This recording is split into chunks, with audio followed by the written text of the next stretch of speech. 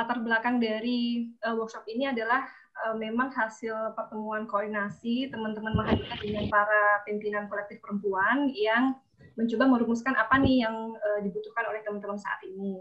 Banyak sekali cerita dan kita ingin cerita pengalaman teman-teman ini memang bisa kuat dalam makna gitu. Salah satu yang teman-teman pasti sudah kenal ya, bagaimana pergerakan feminis memang hadir dari metode pendekatan tutur.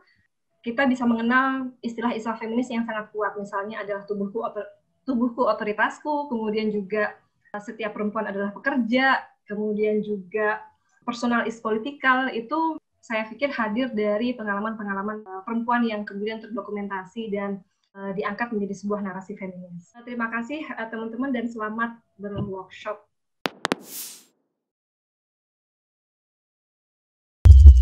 Bagi saya, ketika kita bicara narasi feminis, kita bukan sekedar bicara cerita atau tulisan yang mengangkat tema perempuan. Kita bisa memiliki banyak cerita yang sekedar, pokoknya yang sekedar ngomongin perempuan, yang sekedar ngomongin karakternya ada perempuan gitu. Nah, bagi saya yang seperti itu belum tentu memiliki narasi feminis.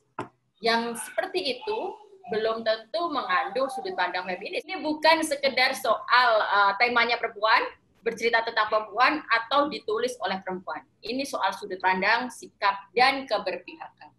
Ini saya ada satu statement saya, yang waktu itu saya diwawancara sama Jakarta Post, dan kemudian ini tersebar luas ke mana-mana quotation-nya ini. Kalau teman-teman Google, Oki Madasari quote, ini muncul dalam berbagai versi. Dan ini memang yang saya, pandangan saya tentang sebuah karya sastra atau sebuah tulisan yang mengangkat tentang perempuan. Kalau kita lihat, banyak cerita mengangkat tentang perempuan. Banyak novel, teen lit, chick lit, itu mengangkat tentang perempuan. Nah, waktu itu pertanyaannya kemudian bagaimana saya melihat itu?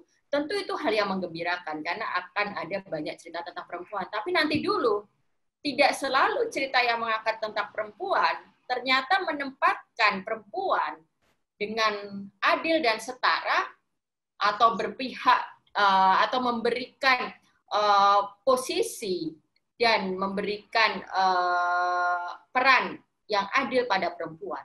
Kalau kita baca cerita-cerita perempuan yang banyak beredar dalam novel-novel populer kita, seringkali malah justru si perempuannya itu ceritanya adalah orang yang terhanyut dalam konsumerisme, hedonisme, hanya digambarkan sebagai seorang perempuan yang sibuk untuk belanja barang-barang bermerek, hanya digambarkan sebagai seorang perempuan yang terjebak pada persoalan cinta picisan yang kemudian terpisah dari persoalan nyata di sekitarnya. Nah, ini kan kemudian yang menimbulkan pertanyaan pada kita semua, apakah memang seperti itu perempuan dipotret atau dihadirkan dalam bentuk cerita, dalam bentuk sastra gitu. Nah, saya pikir harus dipisahkan antara apakah sebuah cerita memberikan ruang untuk perempuan atau bercerita tentang perempuan, atau betul-betul sebuah cerita itu memiliki sudut pandang feminisme. Dan bagi saya sekali lagi tidak cukup kita hanya mengangkat cerita tentang perempuan, tidak cukup kita hanya menampilkan karakternya perempuan, tapi sudut pandang kita, bagaimana kita menempatkan persoalan, bagaimana kita memotret, dan kemudian bagaimana kita menggiring persoalan, itulah yang disebut perspektif.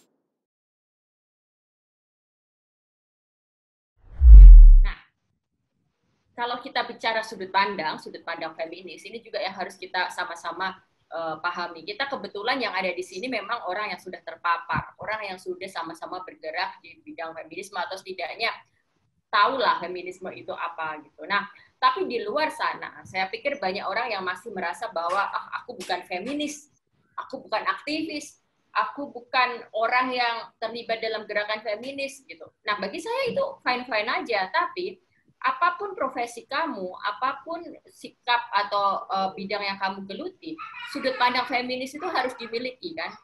Feminisme dan feminis itu bukan profesi, bukan pekerjaan. juga bukan seperti agama. Agama kita bisa memilih, aduh aku nggak beragama itu, aku beragama ini aja. Atau kalau dalam bidang keilmuan, aku ahli di bidang sastra, jadi aku tidak mengerti bidang ekonomi, bisa begitu kan? Tapi perspektif feminis bukan seperti itu. Perspektif feminis itu seperti keahlian dasar. Dia seperti kemampuan untuk berpikir logis, kemampuan berpikir analitik, kemampuan untuk berpikir secara adil. Nah, ada satu tool lagi sekarang, sudut pandang feminis, kemampuan berpikir dengan sudut pandang feminis. Jadi saya pikir ini skill yang harus dimiliki setiap orang, apapun profesinya, apapun latar belakangnya. Nah, ini yang harus sama-sama kita pahami dan terus suarakan. Masih banyak orang-orang di luar sana yang masih merasa bahwa karena aku bukan aktivis, karena aku tidak bergerak di isu perempuan, maka aku tidak perlu tahu apa itu feminisme. Aku tidak perlu memiliki sudut pandang feminis. Saya pikir itu yang salah.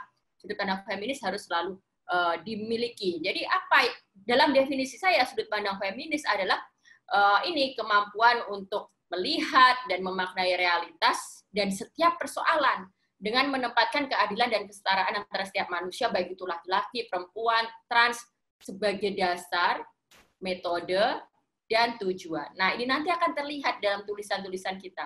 Apakah kita sudah menempatkan itu? Atau lagi-lagi seperti tadi, yang penting tokohnya aja perempuan lah, tapi kemudian digambarin aja dia yang untuk tujuan konsumerisme lah, untuk tujuan yang objek cinta-cintaan. Banyak sekali kita bisa temukan cerita-cerita seperti itu dalam sinetron, film, dalam novel-novel kita.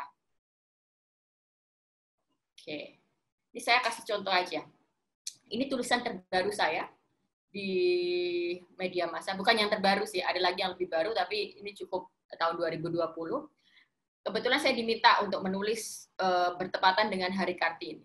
Nah, saya bosen dong kalau mengulang tema-tema yang sama, karena Hari Kartini kan terjadi setiap tahun.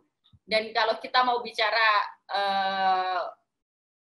tulisan yang kita keluarin tahun lalu, dikeluarin sekarang pun masih bisa tetap dirasa relevan, karena masalah kita masih sama gitu. Nah, tantangan bagi seorang penulis seperti saya kan kemudian bagaimana selalu menghadirkan ide baru, gagasan baru, walaupun problem realitasnya sama dan momentumnya sama. Jadi ini tulisan yang diminta Jawa Pos 21 April dalam rangka Hari Kartini. Saat itu kita sudah memasuki pandemi kan. Jadi yang saya lakukan adalah saya mau menulis mengaitkan gagasan tentang kesetaraan perempuan, tentang peran perempuan di ruang publik, khususnya dalam situasi pandemi, dan mengaitkan antara isu perempuan dengan realitas terbaru, yaitu pandemi. Kita bisa sama-sama pelajari nih bagaimana saya memulai dari judul kan, yang esensial itu perempuan. Di sini sudut pandang sudah bermain kan. Saya mau men-challenge narasi bahwa seolah-olah bidang-bidang yang esensial itu kan selama ini selalu digambarkan bidangnya laki-laki. Lihat tuh insinyur laki-laki, lihat tuh presiden laki-laki, politisi laki-laki, sopir truk laki-laki, atau apalah pekerjaan apapun seolah-olah didominasi laki-laki. Nah, tapi pandemi ini menyadarkan kita, karena apa? Saat pandemi ada seruan di berbagai negara saat lockdown, kayak di Singapura, di Indonesia, bahwa segala bidang yang non esensial sebisa mungkin libur dulu kan, sebisa mungkin beristirahat dulu. Nah, yang boleh beraktivitas adalah bidang esensial. Nah, kemudian kita bisa melihat yang esensial itu apa? Biasanya tentu saja berkaitan dengan kerja di bidang kesehatan. Yang esensial berkaitan dengan restoran,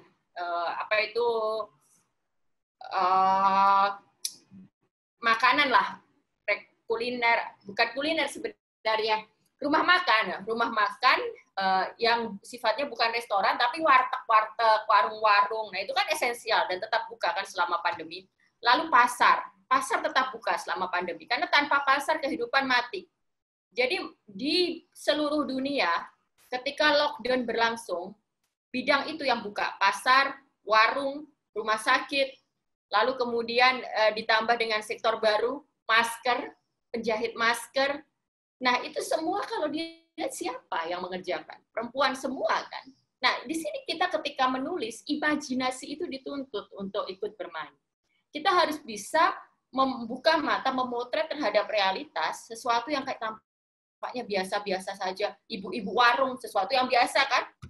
Lalu penjahit tetangga kita yang biasanya nerima jahitan baju, ketika pandemi berlangsung dia dia beralih ke jahit masker, seolah-olah biasa saja. Tapi kalau kita memiliki imajinasi feminis, ketika kita memiliki sudut pandang feminis, yang biasa itu adalah sesuatu yang esensial dan seharusnya kita suarakan, seharusnya kita highlight, kita garis bawahi untuk memberi perspektif baru bagi masyarakat. Karena masyarakat suka nggak sadar. Nah, itu yang saya lakukan ketika saya menulis tulisan ini. Yang esensial itu perempuan. Saya mulai dengan kayak gini kan. Saya mulai dengan pertanyaan, di mana tempat perempuan di masa krisis? Mereka ada di ruang-ruang vital yang memastikan kehidupan tetap berjalan. Tengoklah rumah sakit, pasar, warung, dan restoran yang tetap melayani pesanan, ibu-ibu yang menjahit masker, pekerja pabrik tekstil yang kini menjahit baju pelindung untuk tenaga kesehatan. Nah, ini dalam proses menulis kita juga dituntut untuk bisa mengambil realitas kecil-kecil yang menarik, kita kurasi. Mana yang bisa memperkuat tulisan kita. Sekali lagi, kalau kemampuan itu nggak ada, akhirnya tulisannya garing, tulisannya nggak menarik. Saya mengambil gambaran bagaimana tengok tuh rumah sakit, pasar, warung, semuanya perempuan. Dan itu yang selalu dilupakan orang. Yang esensial justru dianggap yang tidak penting. Udah di satu sisi kan kita tahu bahwa sudah waktunya kita mengerjakan pekerjaan domestik secara setara gitu kan. Tidak ada pembagian laki-laki kerja di luar rumah, perempuan di dalam rumah dan sebagainya. Nah, tapi di sisi lain orang suka menganggap kenapa selama ini perempuan aja yang mengerjakan pekerjaan domestik. Karena dianggap itu tidak penting. Padahal, kalau pekerjaan domestik tidak ada yang mengerjakan, tidak berjalan kan kehidupan, tidak ada yang memasak, tidak ada yang mengurus kita semua gitu. Jadi persoalan dalam masyarakat kita adalah yang esensial itu dianggap tidak penting, padahal yang esensial itu justru yang memastikan kehidupan berjalan. Oke. Kalau ini tulisan fiksi. Ini tulisan fiksi. Cerita pendek. Cerita pendek posisinya adalah si laki-laki mau kawin lagi. Nah, sudah, saya sikat saja dengan narasi, katanya dia mau kawin lagi. Dia katakan itu tadi malam saat kami duduk berdua menghadap televisi. Persoalan poligami, persoalan seorang suami yang mau menikah lagi mungkin sudah banyak dibahaskan. Tapi kemampuan kita untuk menariknya ke dunia teks dengan menarik, dengan memikat, dengan menohok, dan membuat gelisah pembaca, itu yang akan menentukan apakah tulisan kita berpengaruh atau tidak. Dan saya percaya memang di satu sisi tidak ada yang baru di dunia ini. Semuanya sama, semuanya pengulangan.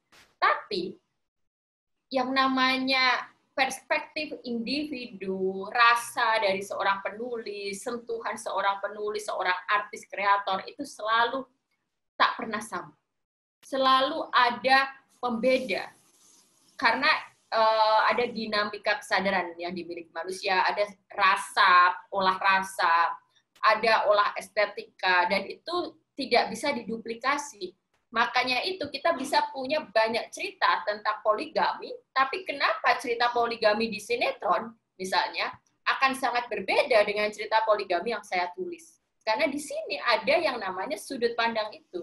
Ada yang namanya kesadaran pengarang. Dan kalau kita bicara dari perspektif seni, ada yang namanya kesadaran estetika, yang kemudian menentukan kita bisa lihat ada artis yang secara estetis mungkin lebih kuat dibanding yang lain. Nah, itu sama yang membuat apapun idenya, sama-sama ide A, tapi dikerjakan oleh dua orang, hasilnya bisa sangat berbeda. Jadi jangan takut kehabisan ide, jangan takut bahwa yang kayak gini udah sering ditulis, yang kayak gini sudah sering dibahas, jadi saya nggak mau lagi. Jangan takut, karena kita pasti akan bisa memberikan sentuhan.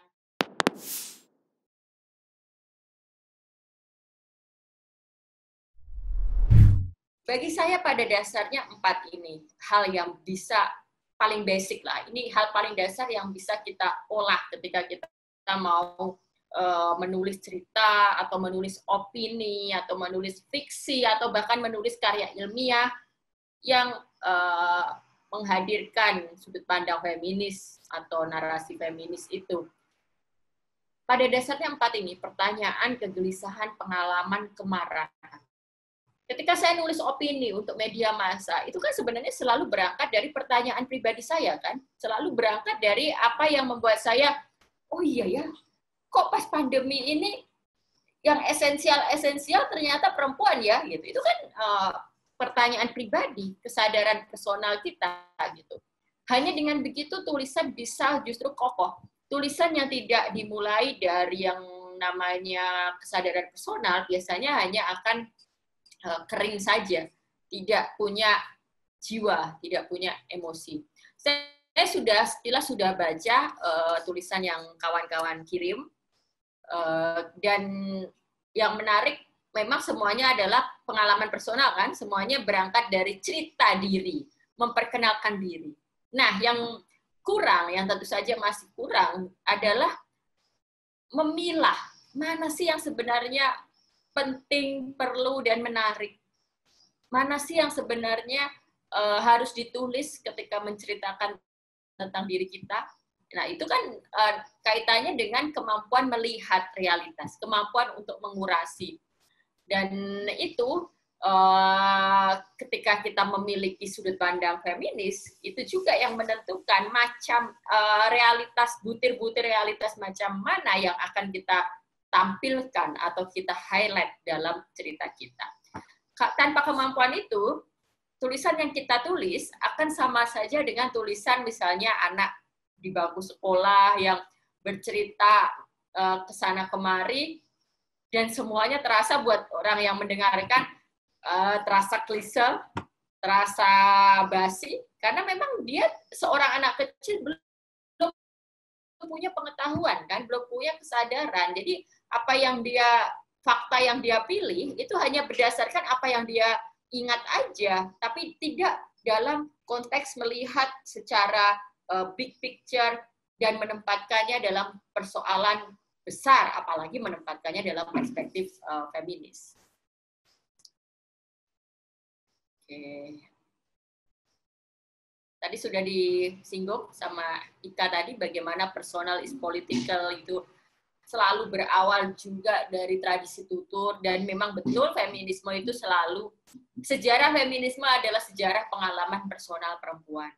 Bagaimana feminisme muncul kan karena itu tadi, 4 hal yang tadi saya bilang, pertanyaan, kegelisahan, kemarahan, gugatan, yang sifatnya personal. Ketika kita merasa, kok aku begini ya, kok aku mau sekolah aja susah ya, aduh kok aku begini.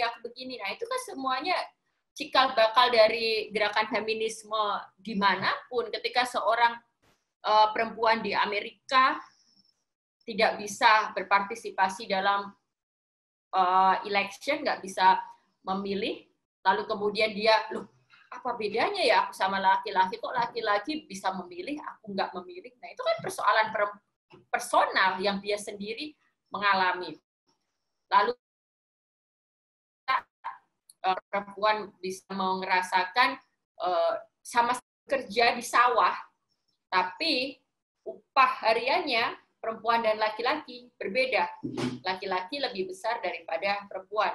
Nah, kemudian timbul pertanyaan, kok upahnya gedean laki-laki, padahal waktu kerjanya sama, pekerjaannya sama. Nah, itu semuanya kan berangkat dari pertanyaan personal. Nah, persoalannya itu dia, kalau kesadaran dan kemampuan untuk meletakkan pengalaman kita dalam perspektif yang lebih luas, kita akan menganggap semua itu wajar-wajar saja. Ya sudahlah, perempuan nggak bisa memilih karena kita perempuan, biar laki-laki aja yang milih gitu. Ya sudahlah, perempuan dapat upah lebih rendah karena memang beda kok. Ya sudah, kan akhirnya sudah aja gitu. Nah, jadi dalam kondisi ini memiliki perspektif feminis itu juga membutuhkan kemampuan untuk menempatkan masalah yang personal itu, menempatkan persoalan yang seolah-olah persoalan pribadi itu, padahal belum tentu apakah betul itu pribadi atau memang itu ada akibat di luar itu, dalam kerangka struktural. Jadi kita harus bisa menempatkan masalah personal kita dalam konteks yang lebih luas, dalam konteks relasi antar manusia, dalam konteks lapis-lapis kekuasaan, dan kalau dalam bahasa ininya kan kerangka struktural. Jadi kalau teman-teman bingung dengan bahasa apa sih sebenarnya yang dimaksud dengan struktural, permasalahan struktural, dalam bahasa yang sederhana itu adalah situasi di mana setiap persoalan atau realitas yang menimpa individu itu selalu merupakan akibat dari sistem yang ada di sekitarnya. Bisa sistem negara, sistem agama, sistem keluarga, sistem adat istiadat, sistem ekonomi, sistem hubungan laki-laki perempuan, sistem pernikahan. Jadi itu yang dimaksud struktur itu yang dimaksud struktural itu. Jadi nanti kalau mendengar kata struktural lalu masih bingung sebenarnya yang dimaksud itu apa, itu saja ingat saja yang tadi saya sampaikan dalam bahasa sederhana, itu adalah kesadaran bahwa setiap persoalan yang menimpa satu individu itu bukan karena si individunya itu yang males, yang nggak berdaya gitu. Itu adalah akibat dari apa yang ada di luar individu itu. Akibat dari sistem yang ada di luar individu itu. Nah, saat melihat struktural itu, kita akan selalu melihat kan ada dimensi kekuasaan. Kekuasaan yang tadi saya bilang, sistem gitu loh. Tangan-tangan yang lebih powerful yang akhirnya berakibat pada si satu individu itu. Nih, bagian saya bikin bagian sederhana saja nih, bagaimana cara kita nanti menuliskannya. Bagi saya ini narasi feminis itu kayak gini nih. Ide dari pengalaman personal. Pengalaman personal tadi bisa berupa pertanyaan, kegelisahan, ketakutan, kemarahan, kekecewaan, dan sebagainya. Lalu setelah kita punya ide itu yang berasal dari personal itu, kita selalu berusaha menempatkannya dalam konteks yang lebih besar. Nah, caranya adalah dengan mempertanyakan, kenapa ya kok bisa begitu? Kayak tadi misalnya persoalan, yang paling sederhana lah, perempuan, ide dari pengalaman personal, perempuan harus menikah di usia tertentu gitu kan. Kalau nggak menikah di usia tertentu, dia akan dituntut oleh keluarga, dia akan menjadi bahan omongan, bahan cacian, dan sebagainya. Nah, kita bisa menurunkan itu. Kenapa bisa demikian? Nah, ini yang bagi saya ini adalah structural question-nya itu di situ. Kenapa perempuan yang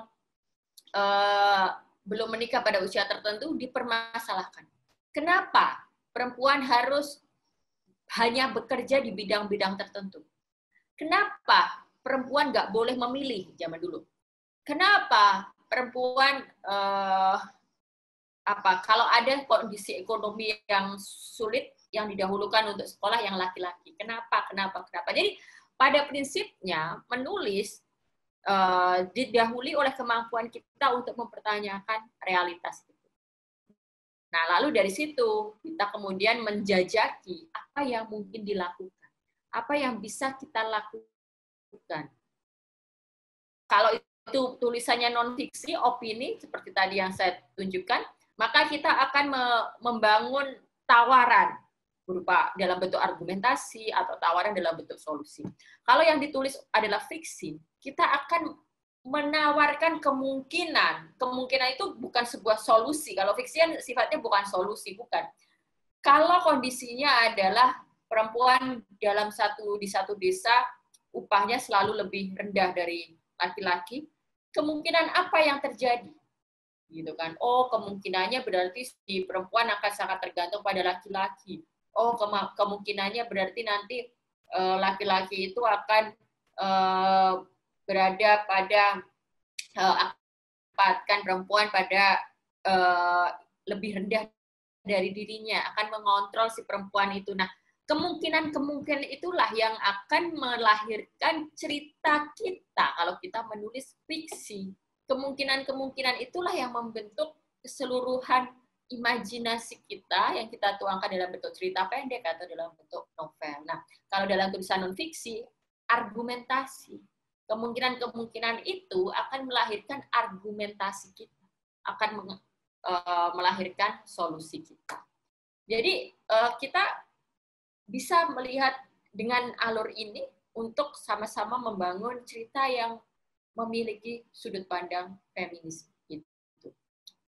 Nah, praktek nih, kalau di kelas saya harus praktek sekarang. Teorinya sudah cukup kuat, sudah cukup banyak. Sekarang saya ada 20 peserta, more or less ya, ada beberapa yang observer.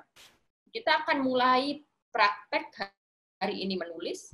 Mari menulis, mau nulis apa gitu kan? Mau nulis apa dulu deh? Pertanyaan saya mau nulis apa dulu? Silahkan kalian tentukan mau nulis apa.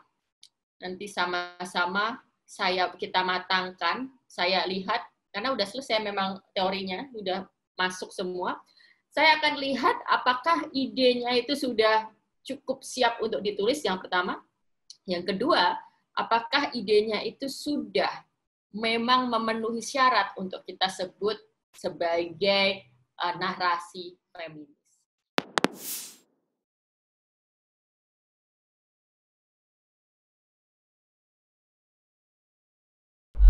Dia kebebasan berekspresi.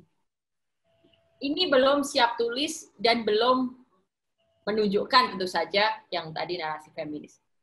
Bisa nggak, kalau kalian punya contoh kayak Dea tadi, yang harus dilakukan adalah coba turunkan itu langsung aja. Misalnya, cerita seorang perempuan, kita mau menulis isu perempuan yang dibully di sosial media ketika dia sedang mengemukakan kritiknya terhadap film yang dirasa bias gender. Nah, itu baru kebebasan berekspresi diturunkan dalam bentuk tulisan, dalam bentuk ide yang siap tulis gitu. Amelia Rizky, saya punya 2 ide. Yang pertama adalah perkara feminisme. Nah, Amelia Rizky, nah kayak gini, langsung kita kerucutin sudut pandangnya. Jadi Amelia mau menulis tentang stigmatisasi pada feminisme, pada feminis, dalam hal ini nanti juga bisa dikerucutkan perempuan-perempuan muda yang mulai aktif, kritis bersuara di sosial media dan malah mendapat stigma macam-macam. Jadi kita harus kerucutkan itu, gitu. Itu Amelia Rizky ya. Nanti soalnya kalau kita belum mampu mengerucutkan itu, nanti kita akan kehilangan arah ketika nulis. Kita akan kebingungan mau nulis apa, mau ngomong apa sih sebenarnya itu. Gitu. Jadi memang tahapan mematangkan ide adalah tahapan menurunkan gagasan besar dalam bentuk yang siap atau mendekati realitas dan siap untuk digulirkan tadi. Lalu kemudian, ini saya belum dapat yang langsung siap nih ya. Ketidakadilan berlapis yang terjadi pada perempuan penyandang disabilitas mental. Oke, boleh. Tapi sekali lagi, langsung aja kita berangkat dari satu realitas tertentu aja. Misalnya, berangkat dari pengalaman disabel perempuan yang kesulitan untuk mendapat akses pendidikan misalnya, yang akhirnya membuat dia sudah disabel, tidak berpendidikan, perempuan pula. Akhirnya di rumah dia seperti sudah semakin tidak berharga saja. Jadi ini oke lah udah lebih mengerucut, tapi saya butuh yang lebih lagi, lebih matang lagi. Aku ada ide tentang standar moral perempuan kerap dibentrokkan dengan isu agama dan fitrah fitrah takdir. Oke, turunkan aja isu apa ini yang mau diomongin ini. Misalnya tentang orang-orang ulama-ulama di sosial media yang selalu aja ngomongin tentang perempuan. Kenapa sih ulama nggak ngomongin korupsi, nggak ngomongin tentang kasus isu-isu yang terkait dengan keadilan sosial? Kenapa sih lebih suka ngomongin perempuan? Jadi kita akan terbantukan kalau kita berangkat dari hal yang lebih real. Pernikahan anak perempuan yang dianggap sebagai solusi dari kemiskinan. Boleh. Ini yang lebih spesifik nih. Udah kelihatan ini. Pernikahan anak perempuan yang dianggap sebagai solusi dari kemiskinan. Ini terasa kan? Terasa siap tulisnya kan di Ika Astika ini. Yang dilakukan kemudian kalau kamu menulis non-fiksi, maka kamu harus non-fiksi biasanya selalu diawali dengan, kalau dalam jurnalistik kita tahu adanya newspek. Newspek itu cantolan kan. Cantolan biasanya ada trigger kan. Ada situasi terkini yang membuat kamu berbicara tentang isu ini. Ada realitas terdekat, misalnya kamu baru lihat apa, pengalaman personal terdekat yang membuat kamu nulis itu. Itu namanya newspek. Jadi menulis itu memang selalu tidak ujuk-ujuk turun dari langit kan. Selalu ada pendorongnya. Itu aja yang harus lebih ditekani. Nah, dari situ kita bisa susun argumennya. Tapi untuk sebuah ide, ini sudah siap tulis. Ya, Ika Astika, mana Ika Astika? Iya, Mbak Oki. Orangnya mana sih? Oh, bentar. Oh iya, iya. Oke. Oke ya, udah lanjutkan. Coba nanti lanjutkan, kita akan lihat bagaimana kamu memulai paragraf aja. Oke. Perempuan dan kelas sosial, masih jauh ini, Dara Ayu. Perempuan dan kelas sosial ini masih jauh. Kita bisa menurunkannya, misalnya kamu mau ngomongin, saya nggak tahu nih, kamu ngomong kelas sosial, perempuan dan kelas sosial itu apa gitu. Misalnya kalau saya langsung, tadi contoh yang saya omongin, tentang perbedaan upah antara laki-laki dan perempuan. Itu kan ngomongin kelas sosial. Apakah kamu mau memotret tentang kok beda antara perempuan yang dari kelas sosial bawah dengan kelas sosial atas? Bagaimana cara perlakuannya itu kok beda? Misalnya, itu boleh juga. Intinya adalah kamu harus menurunkan perempuan dan kelas sosial yang kamu maksud ini apa? Yang mana? Gitu loh. Karena kan sebenarnya pernikahan anak perempuan sebagai solusi kemiskinan ini juga perempuan dan kelas sosial kan, gitu loh. Jadi kenapa bisa tangkap bedanya? Kenapa di idenya Ika saya bilang oke, tapi di idenya Dara Ayu ini saya masih belum? Karena yang perempuan dan kelas sosial adalah payung dari berbagai persoalan yang bisa kita angkat. Perempuan dan kelas sosial itu topik besarnya, payung besarnya. Nah, di bawahnya itu ada banyak ide-ide yang bisa kita matangkan dan kita tulis. Jadi, kita nggak bisa membuat tulisan berangkat dari perempuan dan kelas sosial. Yang bisa kita lakukan, kalau kita, iya yang menarik ya perempuan dan kelas sosial ini, kita harus tahu so what-nya itu apa. Perempuan dan kelas sosial yang mana nih? Perempuan dan kelas sosial yang masalah bagian mananya? Ya, Dara Ayu, jadi silahkan ya, Ayu ya, dikerucutkan lagi ya. Saya punya ide eksistensi perempuan dalam politik. Oke, ini juga harus butuh dikerucutkan. Misalnya, kamu mau nulis tentang, mau menyoroti tentang kuota perempuan, isu kuota perempuan. Itu benar nggak sih berpihak pada perempuan? Atau hanya syarat aja? Kamu mau menyoroti tentang perempuan-perempuan anggota dewan yang ternyata nggak ada bedanya dengan laki-laki. Bahkan ternyata juga bisa lebih patriarkis dari para laki-laki, itu bisa menjadi bagian dari patriarki. Nah, jadi eksistensi perempuan dalam politik itu harus diturunkan lagi. Bahkan hal sederhana misalnya, kalau perempuan jadi politisi, nyalon, lalu mengemukakan ide-ide yang bagus, kritis, dan sebagainya. Kenapa kemudian nanti khalayak malah ngomongin caleg cantik ini apa gitu. Nah, itu kan persoalan dalam eksistensi perempuan dalam politik juga, itu satu hal aja yang bisa kita kritisi, bagaimana kalau perempuan nyalon di politik selalu pesannya dibelokkan, selalu orang nggak melihat substansi pesan, tapi melihat penampilan dari perempuan itu. Nah itu, jadi sekali lagi kalau ngomongin ide jangan bicara gagasan besarnya, tapi gagasan besar itu jadi titik kita berangkat lalu kita turunkan mau yang mana. Perempuan jangan diam. Ini karena ketika aku menegur seorang influencer agamis karena dia melakukan victim blaming, influencer itu menceramai dengan argumen suara perempuan adalah oke. Ini Kiki udah. Kiki yang mana nih juga, Kak? Kiki juga udah siap untuk menggarap ini karena dia berangkat dari case spesifik tentang ulama yang selalu bilang bahwa suara perempuan adalah aurat-aurat. Itu kan pembungkaman terhadap perempuan. Jadi kita bisa berangkat, kita bisa membuat tulisan bagus sekali dari sudut pandang dari persoalan satu ini aja. Kita bisa berangkat dari ulama, influencer, ustadz lah, whatever, yang selalu menganggap suara perempuan adalah aurat.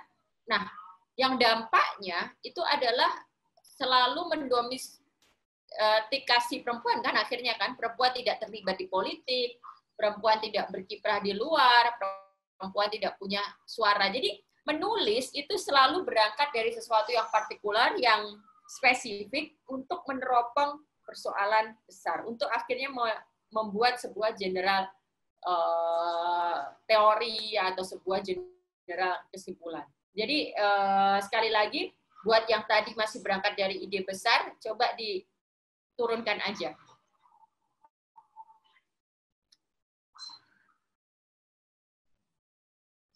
Nah, ini kan Mbak Diana ini sudah lebih spesifik dibanding, ini adalah bagian dari yang dibilang Rifani tadi, eksistensi perempuan dalam politik kan. Eksistensi perempuan dalam politik adalah payung besarnya, persoalannya bisa salah satunya adalah itu tadi, perempuan sejak awal didoktrin untuk tidak bersuara karena suara adalah aurat.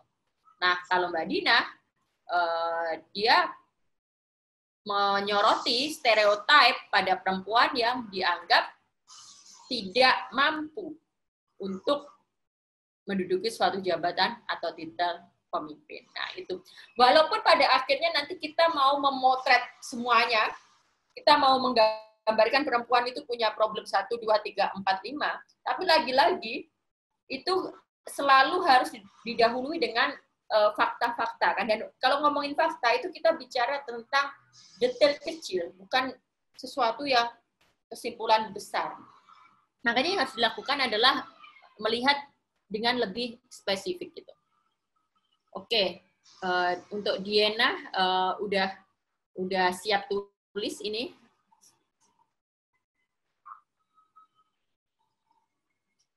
Menceramahi udah tadi Kiki ya, Kiki udah oke ya. Stereotip terhadap perempuan berdasarkan ukuran selembar kain di kepala. Oke, ini udah spesifik juga. Udah spesifik, dia mau ngomongin tentang jilbab. Bagaimana orang kalau jilbabnya nggak besar, nggak syar'i, ternyata masih dapat stereotip lagi. Nggak pakai jilbab stereotip, pakai tapi ukurannya nggak sesuai stereotip gitu. Nah, jadi Inayah ini juga udah siap tulis. Relationship perempuan dan laki-laki yang mengarah kepada toksik. Nah, ini nggak jelas. Jangan ikut-ikutan. Kalau lagi mau menulis, kita jangan ikut-ikutan jargon. Kita harus membedakan antara kita sedang main sosial media, sedang ngobrol-ngobrol, atau kita sedang mau nulis gitu. Kalau sedang menulis, kita jangan ikut-ikutan orang lagi ngomong toksik. Kalau kita bikin ide toksik. Nah, yang pertama kita lakukan, kita harus mendefinisikan dulu kan toksik itu apa. Relasi yang toksik itu sebenarnya apa? Relationship perempuan dan laki-laki yang mengarah kepada toksik. Nah, jangan-jangan yang punya ide sendiri aja belum tahu yang gimana nih gitu. Jadi oke, kita sebenarnya kayak seolah tahu itu toxic relationship gitu. Nah, tapi untuk menulis kita harus clear bagian mana yang mau kita sorot. Misalnya kekerasan pada perempuan saat pacaran. Nah, itu kan toksik kan? langsung aja spesifik bahwa mau menulis tentang seorang perempuan yang tetap memilih bertahan dalam relasi yang penuh kekerasan. Langsung aja begitu. Jadi jangan terjebak ikut-ikutan menggunakan istilah-istilah yang definisinya pun nggak jelas. Kita tahu itu toksik, kita bisa menggunakan itu dalam bahasa sehari-hari, dalam bahasa Twitter, dalam bahasa sosial media, tapi untuk bisa menuliskannya kita harus clear. Kita itu yang kita maksud apa. Oke? Devi Sayakti, silahkan dikerucutkan yang kamu maksud toksik itu apa. Seorang perempuan yang bingung ingin menggapai mimpi untuk melanjutkan kuliah di luar negeri, sedangkan keluarganya meminta ia untuk menikah dengan anak Pak Camat. Oke, sudah spesifik. Ini kamu bisa menuliskan ini sebagai cerita pendek, fiksi. Kamu bisa nulisin jadi non-fiksi, sehingga nanti akan kaitannya dengan tadi, yang di atas tadi, Ika ya, tadi apa siapa tadi, yang tentang apa dipaksa menikah untuk kelas sosial kan, untuk soal ekonomi. Jadi bisa diolah jadi fiksi atau bisa diolah jadi non-fiksi. Dua-duanya bisa. Terkait agama tadi, maksudku tentang dikte pakaian, bagaimana perempuan wajar dipukuli. Oke. Anissa, boleh. Stigma negatif masyarakat terhadap perempuan pekerja atau perempuan karir. Oke, boleh. Widya, boleh. Tentang teman yang ingin melakukan aborsi karena ketidaksanggupannya, boleh. Ini udah langsung spesifik sekali. Kita bisa menulis tentang dilema orang yang mau aborsi. Itu kita bisa, kalau diolah jadi cerpen juga akan jadi cerpen yang sangat menarik, akan jadi cerpen yang sangat kuat dan menggugah emosi. Kalau diangkat jadi tulisan non-fiksi, ini juga akan jadi opini yang tetap penting untuk dibaca. Di Indonesia, ekstensi perempuan menjadi perbincangan hangat dari meningkatnya angka korupsi.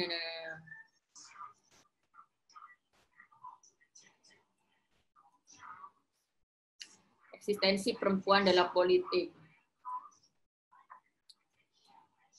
Ya, iya, ini adalah persoalan eksistensi perempuan dalam politik ini semua ini gitu. Tapi untuk menulis kita harus berangkat dari mau nulis yang mana gitu loh.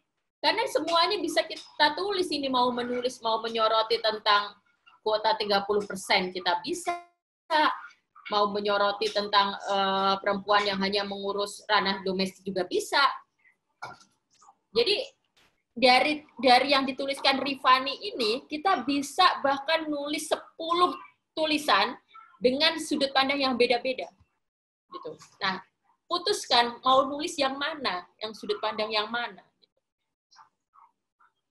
Firda, ide tulisan stereotip pada perempuan yang kerap keluar malam. Oke, boleh, siap.